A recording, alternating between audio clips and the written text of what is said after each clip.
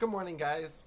So today I'm going to use this platform and this container to kind of help me a little bit, but also talk about something and just some ideas I have on it.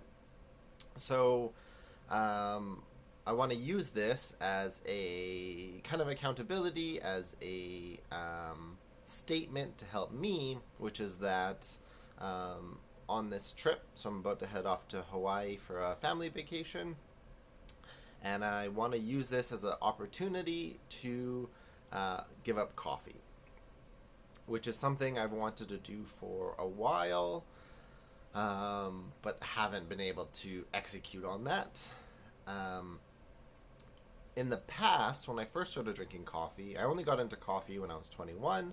I was a lot better at cycling it, so I was much more disciplined at least once a year, sometimes two, three times a year. I would take an extended break, let my body kind of reset, and then get back to it. I don't know if I've done one this year. It's hard to say. But I wanted to do one recently. I've been wanting to do one for a while, but a couple failed attempts. And so I'd like to try again, and I think a vacation is a perfect opportunity for that, because often I get back into coffee because I tell myself I need it to do the work I'm doing. And so I'm hoping that because I'm on vacation, there's not like a need to do anything or accomplish things, and I'm going to be doing a lot more things that bring me joy and just having fun and relaxing. And so I don't think I need the boost, the caffeine boost, to help me get there. I also want to take a break, and I want to try to this time take a much longer break. Every time I've done it, I've actually really enjoyed the benefits of not having coffee. I found my energy's a lot more stable, not so hills and valleys, so you don't have the same kick as caffeine obviously does, that high intensity, but I also feel like I don't have the same kind of, not that I get crashes per se, but there's hills and valleys. Um, I'm also interested in one of the things I deal with health wise is sneezing, sniffling, allergies. It's something that's constantly kind of, I want to say plague, but that sounds extreme. It's a constant for me. It's one of the things I'm always trying to figure out. And the best I've gotten to is it's a histamine problem. I might not break down histamines as well, so things high in histamines tend to aggravate me. Coffee being one, and one of the issues with coffee for me, and I think anyone, but I'm just going to talk me personally, is it's something I consume every day. Currently about a 4 cup of coffee a day person, and so it's a lot, that kind of regular consumption. So I'd like to again test and see how my symptoms do by removing coffee, and also I'm going to be more mindful of other histamines as well. But again, 4 cups of coffee a day, it's quite a large consumption, and so it holds, I guess, a big piece of my daily histamines. So very excited to see what happens with that. There's some other benefits also. One, again, because I just like want this to be open and sharing, but coffee sweats are the worst. And because I got into coffee late at 21, which was already, or 22, maybe 22, but it was already after I did paleo. And when I first started paleo, a little bit in, I also went chemical free. So I gave up all chemicals that are, deodorant, toothpaste, soap, shampoo, all that kind of stuff, laundry detergents. And there was a time where I just didn't use anything. including deodorant. And it was a very interesting experiment where I found I was actually fine without it. Like when I cleaned up my diet, BO wasn't an issue.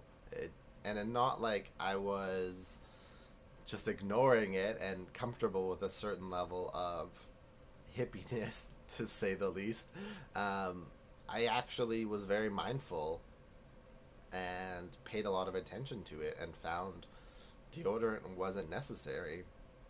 Since introducing coffee into my life and drinking coffee regularly, you know, at periods of where 1 cup to it's gotten crazy, it's gotten bad before where I've been like 12, 14 cups a day. Those were not good times. But I notice, yeah, coffee really impacts my body odor. As well, I'm also excited that I know when I've given up coffee before, I don't get as nervous or as jittery. So I'm excited to also test when I'm doing some of these videos, especially the ones that are pressing and the ones that are where there's a lot of fear and nervousness. I'm excited to see how that's moderated when I'm free of coffee and for the most part caffeine for a while. I don't think I'm going to have the same intensity of responses actually based on doing this in the past. I actually think the nervousness and the stress and the anxieties are actually going to be much lower. So excited for that. Lastly, another big reason of giving up coffee, and I always say I'm going to give it up fully. We'll see how the experiment goes. I always want to go to tea because less caffeine, other some beneficial properties.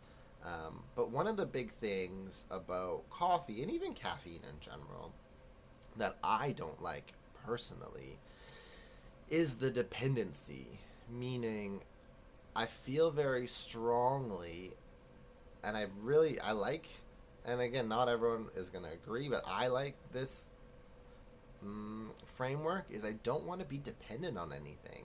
Like this whole, we live in such a vice culture where it's like, you know, everyone's got their vices. And it's like, I actually want to eliminate all my vices. Like, I don't want a life with vices. It's like excusing thing. It's like, I want to be fully capable without support of anything, really. Obviously, like, food, but even like fasting is kind of the same thing. It's like, I want to be in a place where I don't need to rely on anything, especially these vices. And I've been slowly kind of knocking them away intentionally. Like sugar, for the most part, I live a pretty sugar-free lifestyle. I have ice cream very occasionally. Currently eating bananas, which is something new, but that's because I did a microbiome test and they said bananas were good for my gut, so I introduced bananas again. But up until that point, basically the only fruit I was eating was berries, which are basically one of the lowest sugar fruits per volume, and I'm not eating a ton. I don't put honey or sweeteners in anything. So yeah, sugar free. It took me a long time. I talked about it for many years. Fruit was a big one that I still consumed a lot of, but eventually I finally got there where, for the most part, a sugar-free lifestyle, which I really enjoy. Chocolate is another big one. Chocolate is huge, where it's actually been more of an addiction in the past, but again, managed to cut that out. Even now, recently, most of the chocolate I've eaten is baker's chocolate, so 100% no sugar.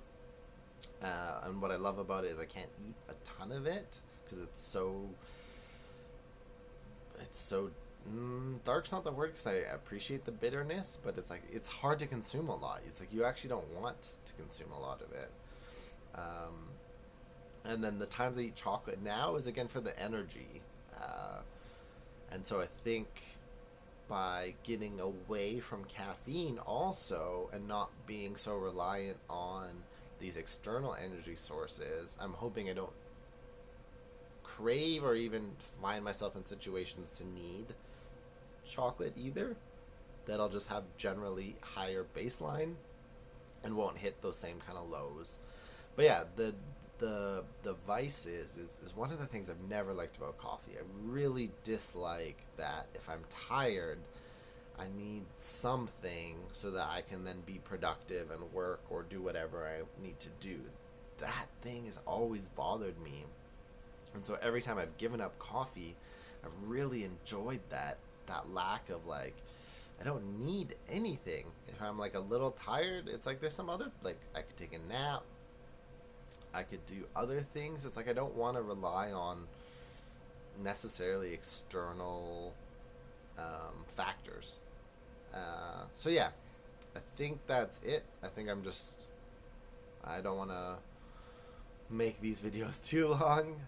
Yeah, so I'm going to use this as an opportunity, and I will do an update. Again, that way I keep myself accountable, as well as share some of the results in this experiment. And that way you guys can kind of see, without necessarily doing it for yourself, see the possibilities in doing something like this.